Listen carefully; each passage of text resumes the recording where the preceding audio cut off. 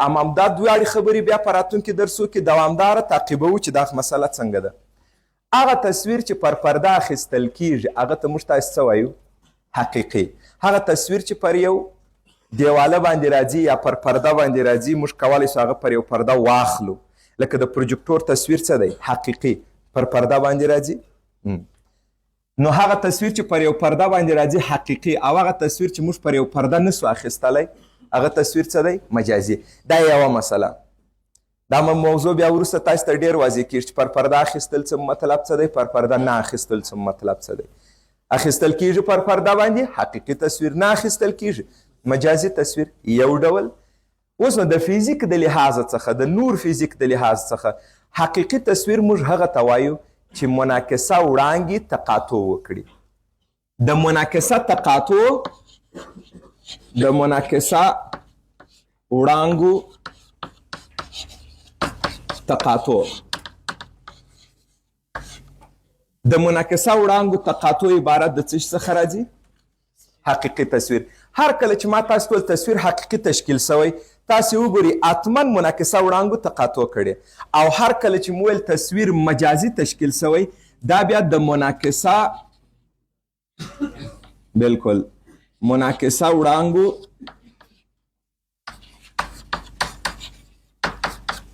د امتداد یا غځونې تقاطع، د امتداد تقاطع، یعنی خودی منعکسه وړانګې تقاطع نه کوي، کله چې هغه ته امتداد ورکوي یا وړانګې وغځوي تقاطع کوي. دا دواړه مفاهیم به وروسته درسو کې ډېر زیات واضح سي، ولې تاسو دواړه ذهن کې ولرئ. نور فزیک حقیقي تصویر څه یادوي؟ چې منعکسه وړانګې تقاطع وکړي، او مجازي څه ته وایي؟ منعکسه وړانګې تقاطع نه کوي، غځونه یې تقاطع کوي. دا بیا حقیقي تصویر پر پرده اخیستلی سو او دا نسو اخیستلی، دا مطالب به وروسته واضح سي. ښه تاسو توجه ورته وکړئ. فرض وکړئ چې دا یو مستوي هنداره ده، دا طرف انعکاسي دی. زه دلته یو سطح هم په نظر کې نیسم، غواړم تصویر تشکیل کم په مستوي هنداره کې. یو جسم د هندارې مخ ته واقع کوو. فرض وکړئ دا جسم د هندارې مخ ته واقع کوي. غواړم د دې جسم تصویر تشکیل کم. دلته موږ تاسې یو کار په نظر کې نیسو، بیا په راتلونکي ټولو درسونو کې که کروي هندارې وایو که عدسې وایو په ټولو کې دا خبره په همدې شکل تطبیق کوو. څنګه؟ د دې جسم تصویر چې زه تشکیلوم یوازې د یوې نقطې تصویر تشکیلوم. یعنې کله چې د کاغذ پر مخ وړانګې رسموو، ریډیاګرام رسموو، زه یوازې څه کار کوم؟ د دې یوې نقطې تصویر تشکیلوم، او د یوې نقطې د تصویر په تشکیلولو سره د ټول جسم تصویر لاسته راوړم. یعنی یو اسانه کار په نظر کې نیسو. هغه څنګه؟ توجه ورته وکړئ. د دغې نقطې تصویر تشکیلوم، د دغې نقطې تصویر پر دغه خط یو ځای راځي. چې کله د دې دواړو نقطو تصویر زه ولرم چې سره وصل مې کړه، مطلب دا دی چې د جسم د ټولو نقطو تصویر ما تشکیل کړی. اوس نو د تصویر د تشکیلولو دپاره تاسې دوو وړانګو ته ضرورت لرئ. هغه دوو وړانګو که تقاطع وکړه تصویر تشکیل سو، که غځونې تقاطع وکړه تصویر تشکیل سو، که خودی وړانګو تقاطع وکړه حقیقي تصویر رالی، که خودی وړانګې تقاطع نه کول مجازي تصویر راځي. متوجه یاست؟ نو هر کله چې تاسو د یو جسم تصویر تشکیلوئ، ګورئ دا اساسات دي د وړانګو د رسمولو. دا په هر حالت کې همدغه یوه طریقه لري. د دغه جسم څه څو وړانګې خپرېږي؟ بې شمېره. زه دوه دانې رسموم پر هنداره، وم یوه وړانګه دا راله پر هنداره ولګېدل. صحیح ده؟ کله چې دا وړانګه دا رقم راله، دا فرض وکړئ په هندارې باندې 90 درجې زاویه تشکیل کړې. موږ خو زاویه د نارمل سره ګورو. دا په کومې زاویه باندې راغلې؟ په 0. په کومه زاویه انعکاس کوي؟ په 0. نو دا وړانګه بیرته په دغه مسیر باندې ولاړه. دا یوه وړانګه سوه منعکسه. بله وړانګه څنګه کوئ؟ هره وړانګه چې ستاسې زړي پورته طرف ته یې وړانګه رسموئ، دې طرف ته رسموئ، هر طرف ته، ځکه د دې نقطې څخه بې شمېره وړانګې راغلي. زه هم زه به دا وړانګه په نظر کې ونیسم. دغه کومه ذره چې ما په نظر کې نیولې دغه نقطه، د دې څخه ویني ما 2 وړانګې رسم کړي. آیا د دغه ذرې څخه یوازې همدا 2 وړانګې خپرې شوي؟ نه، 2 دانې کفایت کوي چې د دغه تصویر ماته راکړي. ځکه موږ تصویرونه څنګه لاسته راوړو؟ چې هر ځای تقاطع کېږي او د 2 دانو باندې تقاطع ښکاري. ښه دا وړانګه په دې ځای راغله دلته به زه تاسو ته یو نارمل رسم کړم دا یو نارمل سو پر سطح عمود خط اوس نو د انعکاس د قوانینو په حساب راته ووایاست څنګه باید انعکاس وکړي وارده زاویه او منعکسه زاویه باید یو له بل سره مساوي وي اوس تاسې دې ته وګورئ یوه وړانګه دا ده یوه وړانګه دا ده دا دواړه یو د بله لرې کېدونکي وړانګې دي تاسو چې څومره دا وړانګې ډېرې رسم کوي آیا د دې تقاطع ممکنه ده نو په دې مطلب رالی چې منعکسه وړانګې تقاطع نه کوي په مستوي هنداره کې منعکسه وړانګې هېڅکله تقاطع نه کوي نو چې منعکسه وړانګې تقاطع ونه کړي موږ ته یوه خبره پاتې شوه د منعکسه وړانګو امتداد ګورو چې چیرې تقاطع کوي دا یوه منعکسه وړانګه ده زه دې ته امتداد ورکوم دا یې امتداد هر څومره وغواړئ غځونه دې بل ته م امتداد ورکوم چې دا یې چیرې کته کوي دلته کته سوه دواړه ګوري د دې وړانګې امتداد د دې وړانګې امتداد تقاطع دلته واقع سوه چې دلته تقاطع راغله همدغه تقاطع کې د دې نقطې تصویر تشکیل سو متوجه یاست اوس دا جسم پر دې خط عمود و نو دا تصویر هم پر دې خط باندې څنګه راځي عمود کله چې مې دا نقطه عمود اندې خط ته وصل کړه هیڅ ضرورت نسو چې زه د نورو نقطو دپاره هم دا وړانګې رسم کم او د هغوی تصویرونه ترلاسه کم د یوې نقطې د تصویر په تشکیلولو سره مکمل د جسم تصویر تشکیل سو که نه دا سو تصویر ما د یوې نقطې تصویر تشکیل کوي اما د یوې نقطې تصویر تشکیلولو په مرسته باندې د ټول جسم تصویر تشکیل سوی دې ته به زه ووایم دا آبجکټ جسم دی او دا عبارت د چی څخه سو تصویر دا ایمیج دی اوس تاسو ماته د دې تصویر ځانګړتیا ووایاست آیا دا تصویر حقیقي دی که مجازي دا تصویر دی مجازي په کوم اساس مجازي دی د منعکسه وړانګو امتداد د تقاطع څخه تشکیل سوی ما څو وړانګې دلته په نظر کې ونیولې دوې وړانګې که مې درې په نظر کې نیولې وای بله وړانګه فرض وکړئ دا وړانګه په نظر کې ونیسم دلته وارده سوه وایاست دا څه رقم باید دغه وکړي انعکاس وکړي دغه خط نارمل دی که نه په همدې زاویې باندې باید دا انعکاس وکړي داسې باید راسي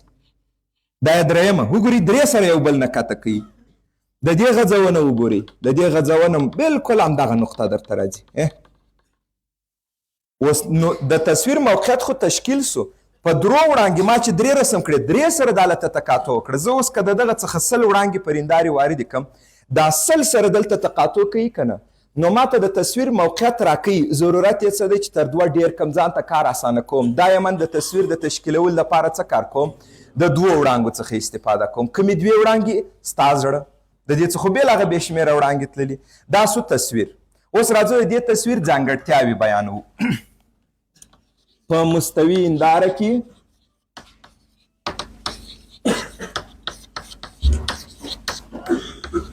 د تصویر ځانګړتیاوې لومړی چې تاسې ټول په بلد سولئ تصویر مجازي دی دا تصویر چیرې تشکیل سوی دی د هندارې شاته د هندارې د شا څخه زموږ تاسې مطلب څه دی کله چې هنداره دلته زموږ مخ ته واقع سوله د هندارې دننه م یو فضا ښکاري که نه نو دا دننه فضا و مخ ته چې موږ واقع یو دا فضا د دې دواړو جلاوالی هنداره ده نو کله چې د هندارې دننه زه هم د هندارې شاته تشکیل سوی مطلب دا دی چې د هندارې په داخل فضا کې داسې نه چې دا هنداره د دلته تشکیل سوی دی چې د هندارې شاته وګورم روی تصویر خو نسته نه د هندارې شاته زموږ تاسې مطلب څه رالی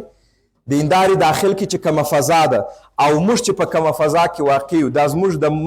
زموږ دواړو فضاګانو جلاواله هنداره راله که نه او اوس که د هغه هندارې دې طرف ته تشکیل کېږي د هندارې مخ رالی که دا د هندارې په داخلي فضا کې تشکیل کېږي موږ دې ته څه وایي د هندارې شا ځکه د هغه فضا او زموږ ترمنځ جلاوالی خود هنداره ده نو هغه طرف د هندارې شا بلل کېږي دا طرف د هندارې مخ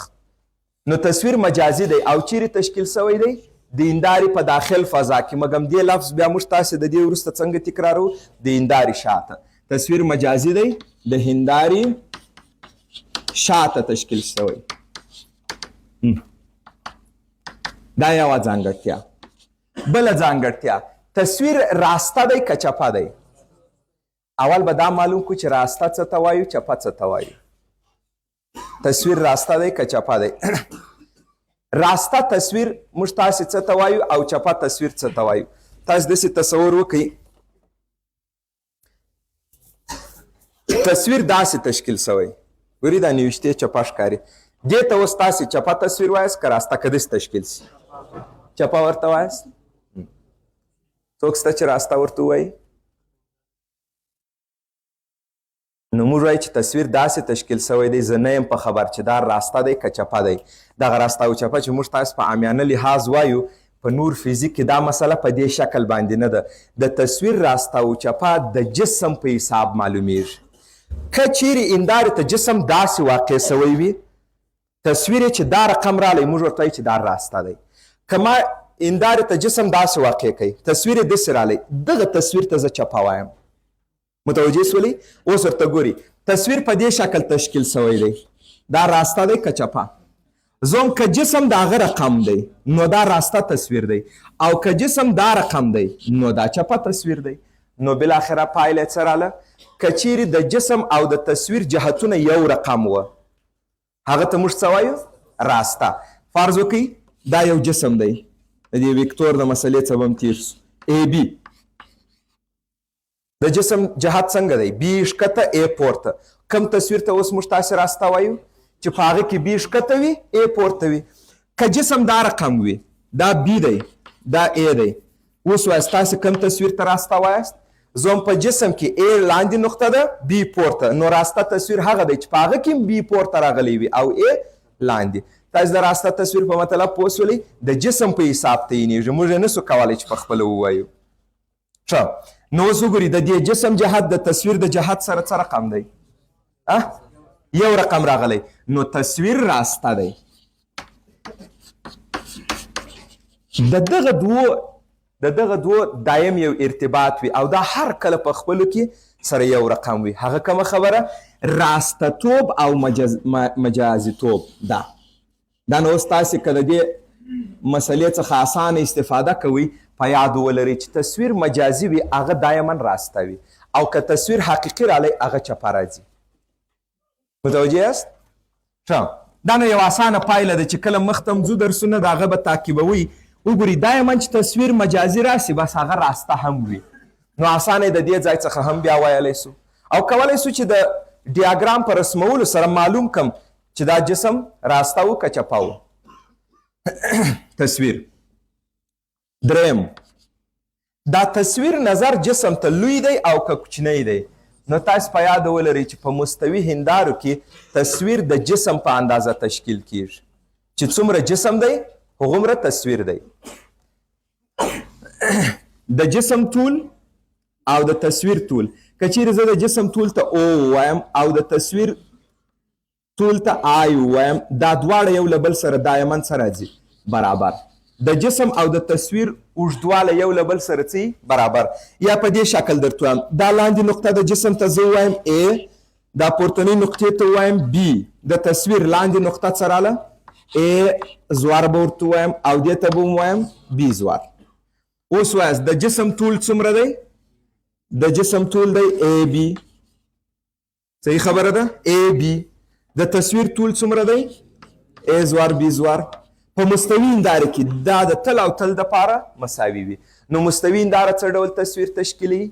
مساوي د جسم سره یعنی د تصویر غټوالی د جسم د غټوالي سره برابر وي تاسو چې په هنداره کې ځانونه ولیدل دوغومره یاست متوجه سولئ که یو چا ځان ته په هنداره کې وکتل نه دا مې کوچنی ښکاره کوي زه دومره نه یم دوغومره کوچنی دې نه ښکاره کوي دا مو زده کړه اوس د تصویر لویوالی د جسم د لویوالي سره کاملا برابر وي اوس تاسو وایاست که د تصویر او د جسم لویوالی برابر وي مثال د تصویر طول دی 60 سانتي او جسم تشکیل سوی 60 سانتي دا د دوی دواړو نسبت څو رالی یو کم نسبت یادوم چې د تصویر طول د جسم په طول وویشي اوس په مستوي هنداره کې دا قصه نسته په مستوي کې خو دا رقم وي که جسم مثال جسم آبجکت که دا وي 60 سانتي نو تصویر څومره راځي 60 سانتي د دې دواړو نسبت څو رالی یو دا نسبت واحد نو نه لري اختصار مو کړه سره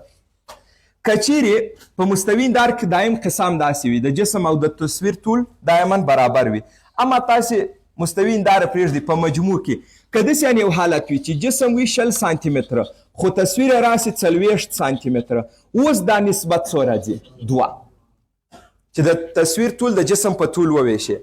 او اوس نو دا نسبت که ما تاسو ټول چې دا 2 دی معنا دا ده چې تصویر د جسم 2 چنده دی او که داسې یعنې یو حالت وي چې مثال دا 60 سانتي متره دی او دا تشکیل سي 10 سانتي متره داسې هم کېدای سي تصویر تر جسم کوچنی تشکیل سي و دا په مستوي هنداره کې نه دی په کروي کې داسې دی دا د موټر د عقب شیشې څنګه هندارې دي کروي تاسو متوجه یاست د هغه شیشه څومره کوچنۍ ده مګم یو بل موټر مکمل د هغه په منځ کې ښکاري نو دا تصویر د موټر په اندازه دی نه په دومره کوچني ځای کې مکمل بل جسم تصویر تشکیل سوی نو کوچنی تصویر هم ممکن دی اوس که تاسې نسبت پیدا کړئ دا څو درته راځي 1/2 دغه نسبت په نور فزیک کې ډېر زیات مهم وي چې دا نسبت څه شی دی د تصویر اوږدوالی او د جسم اوږدوالی اوس نو دا نسبت که ما تاسو ته ویل چې دا 3 دی مطلب څه رالی تصویر 3 چنده دی د جسم که ما درته ویل چې دا نسبت دی 1/5 تصویر څومره دی 5مه حصه د جسم نو دې نسبت ته مو په فزیک کې یو نوم ورکړی دې ته څه وایو دې نسبت ته په انګلیسي کې ورته وایو مګنیفیکیشن موږ تاسو څه ورته وایو لوی ښودنه لوی ښودنه یا غټ ښودنه غټ ښودنه یا لوی ښودنه دا به په ام ښکاره کوو نو په مستوي هندارو کې ام دا یا منڅو وي یو لوی ښودنه واحد نه لري دا یوازې تاسو ته ښکاره کوي چې د تصویر او د جسم د طول نسبت څومره دی ووایاست لوی ښودنه یو څه معنا د تصویر او د جسم طول برابر دی لوی ښودنه 2 څه معنا تصویر 2 چنده دی یعنی د تصویر او د جسم نسبت آی پر او یا ای زور بی زور پر ای بی دا رالی بس دلته یو دی اوس ډېر مور پسې ګرځي بیا په کروي هنداره کې دا مسله ډېر تعقیبوو په دې بلد سولې تصویر مجازي دی تصویر راسته دی تصویر د جسم په اندازه طول لري یعنی لوی ښودنه هم یو دی تصویر چیرې تشکیل سوی دی په عمومي توګه مو ویل چې د هندارې شاته نه په مشخصه توګه راته وایي چې چیرې تشکیل سوی نو تاسو دا په یاد ولرئ که چیرې دا د هنداره موږ دا یم چې اندازې بیانوو د کومه ځای څخه یې بیانوو هنداره مرجع انتخابوو ریفرنس هنداره وي جسم د هندارې څخه څومره فاصله لري زه به دې ته یو نوم ورکړم دا عبارت د څه څخه رالی جسم د هندارې څخه څومره لیرې دی دې ته به موږ تاسې د دې وروسته څه ووایو پی دا په ټول نور فزیک کې موږ تاسو پی ورته وایو که کوم بل چا بل توری وکاروئ مشکل نه لري موږ تاسو ورته وایو پی پی کمې فاصلې ته د دې وروسته وایو جسم له هندارې څخه فاصله مثال جسم له هندارې څخه 10 سانتي لیرې دی پی 10 سانتي جسم 60 سانتي لیرې دی پی 60 سانتي متوجه سولئ نو تصویر به د هندارې څخه څومره لیرې وي هغه ته زه د دې وروسته وایم کیو د دې ځایه تر دې ځایه یعنی دغه فاصله ویني د دې ځایه تر دې ځایه دا عبارت د څه څخه رالی کیو او د دې نقطې څخه تر دې نقطې دا څه شی رالی پی په مستوي هندارې کې پی او کیو دایما یو له بل سره مساوي وي د دې جملې مطلب وایاست په الفاظو پی او کیو مساوي وي